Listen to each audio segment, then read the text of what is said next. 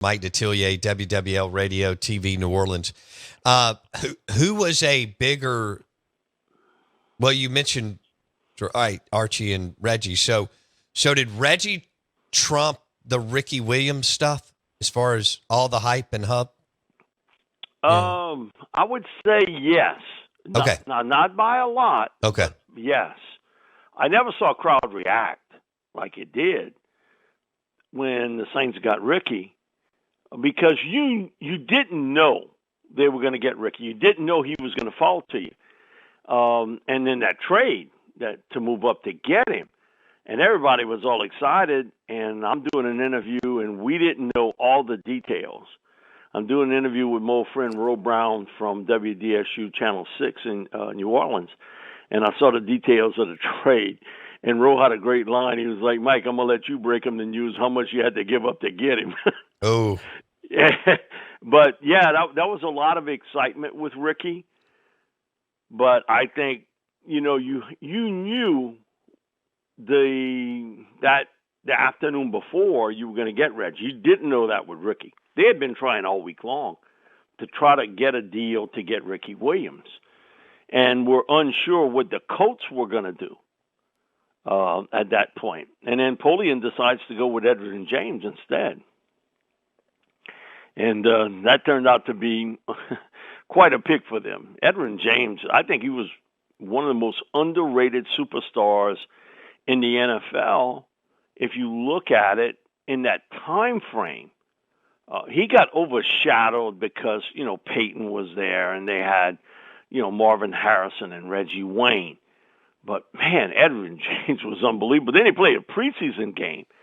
And Edgerrin James looks like he was the anchor on the 4x400-meter relay team, and Ricky was running the second leg. And Ricky was a good NFL player. See, there's a false narrative that Ricky didn't play well in the NFL. Look at his numbers in the NFL. Ricky put up some really big numbers. Now, Ricky's issue today, I don't know how the NFL would handle it, but, he had issues, and he has admitted to it. That's looked at a little bit differently today, marijuana today. It's looked a little differently, But Ricky was difficult at times to deal with.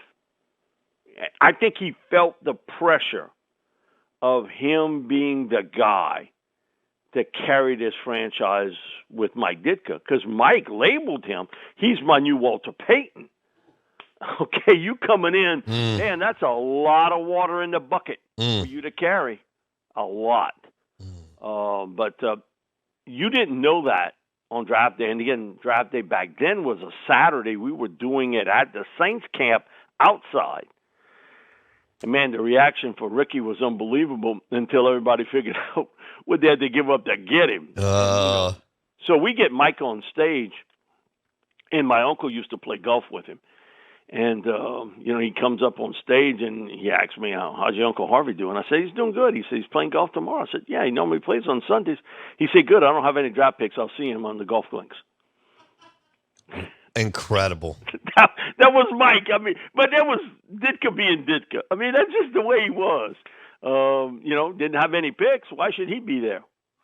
And then Ricky Williams had Master P as his agent, and that was wild back then. Don't miss one moment of the Out of Bounds Show with Bo Bounds. Weekdays, 7 a.m. till 10 a.m. on ESPN 105.9. The Zone.